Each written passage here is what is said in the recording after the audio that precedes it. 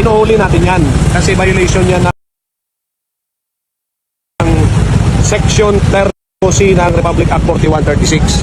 Mag-compromise siya ng public safety. Yan, lapit po ba? Itong ilaw sa harap, supposedly, sa likod ito. Ngayon, pag napagkamalan ng kasalubong nito, akala niya likod yung harap, maraming disgrasya yung mangyayari. Yan. Ito, pinagbabawal ito. Lahat ng ang inauthorize lamang sa unahan na ilaw is only white and yellow.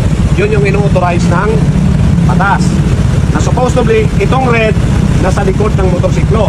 Ngayon, ang mangyayari, kasalubong mo, akala niya, likod ito ng motor, magsalpukan kayo, kaya ipinapabawal ito ng batas. Ha?